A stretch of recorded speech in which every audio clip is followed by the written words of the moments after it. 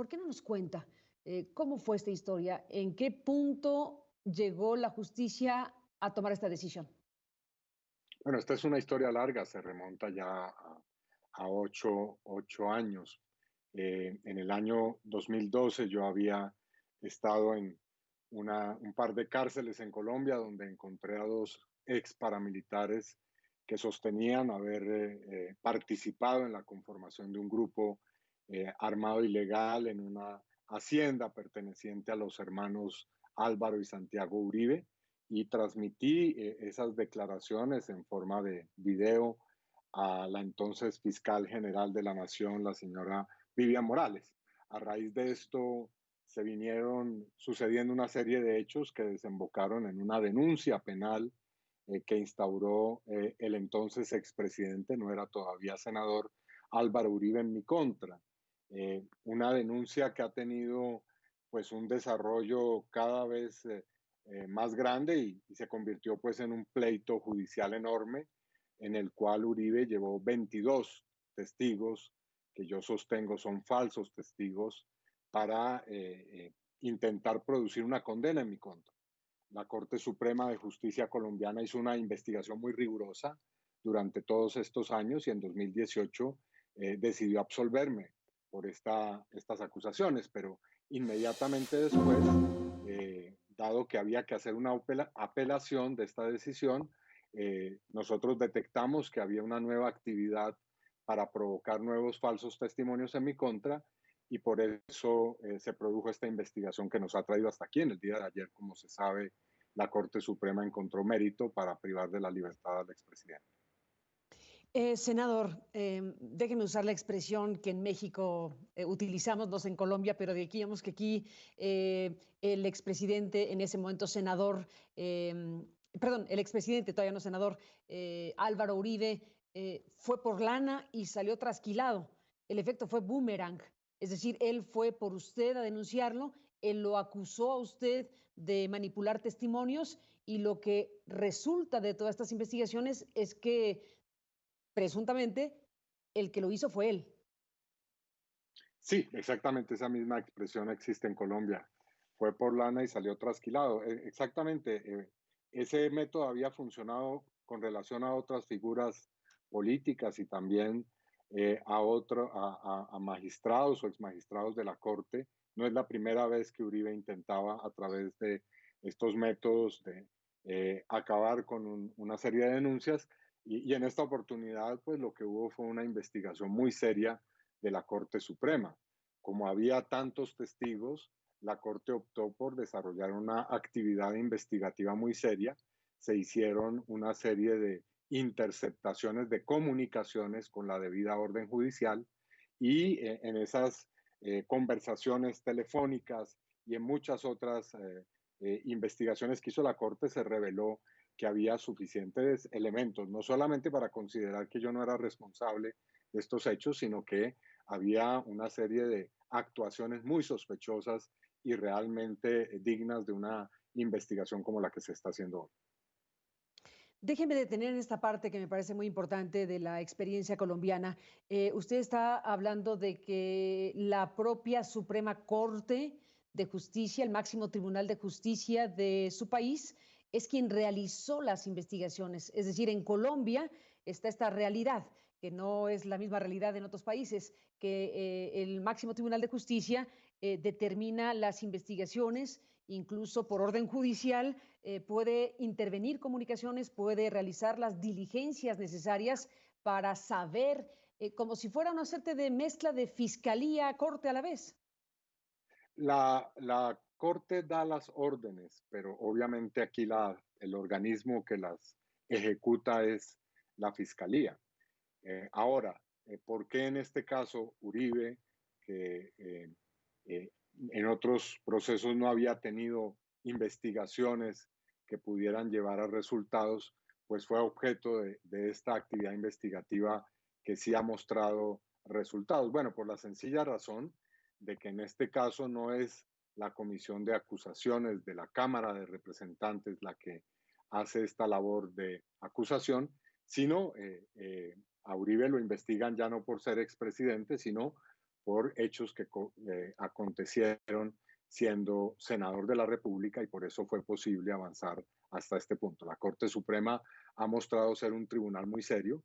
Como todas las dependencias del Estado colombiano, pues ha tenido episodios también de escándalo, incluso de corrupción, pero hay una línea de actuaciones y de magistrados que ha demostrado ser a prueba de cualquier intimidación, de cualquier acto de corrupción o de búsqueda de corrupción. Y en este caso ha mostrado que no se amilana ante decisiones que tienen semejante dimensión como la que estamos viendo. Usted ha sido parte fundamental, digámoslo así, del movimiento de víctimas de crímenes de Estado.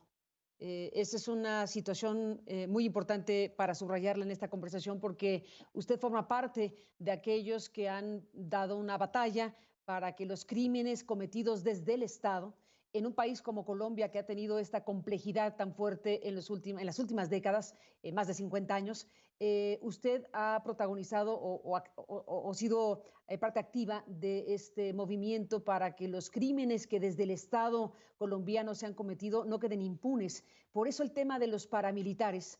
Por eso usted visitó en la cárcel a estas personas que pudo grabar y cuyos testimonios son el detonador de toda esta historia, al final de cuentas. Creo que es importante englobarlo en este contexto, senador.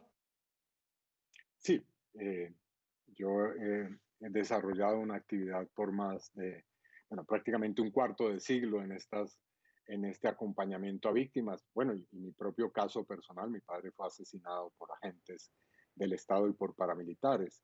Así que a lo largo de toda esta historia se han venido acumulando investigaciones, documentación de casos y hechos que han permitido ir esclareciendo muchas de estas situaciones y entre ellas lo que se ha llamado la parapolítica, es decir, esa mezcla entre políticos de alto nivel y organizaciones paramilitares que han actuado como su brazo armado en muchos territorios de Colombia.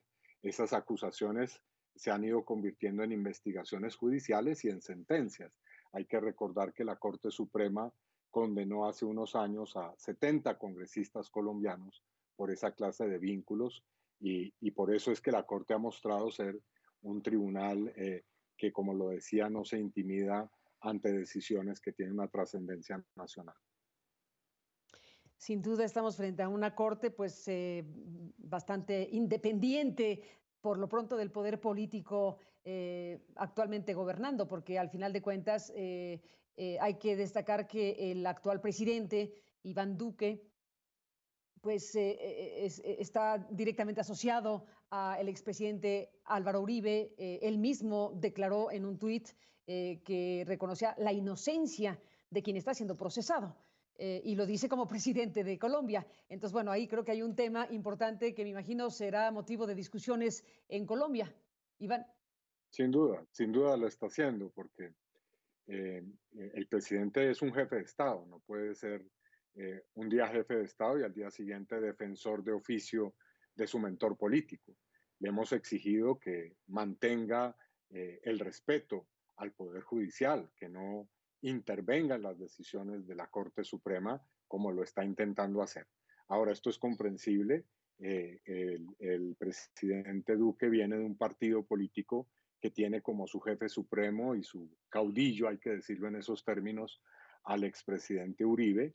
Y por supuesto, cuando él es interpelado, como lo está haciendo por la Corte Suprema, pues todo ese mundo que tiene su centro gravitacional en Uribe, pues se conmociona. Pero eso no puede ser excusa para violar el principio de independencia de poderes públicos. Senador,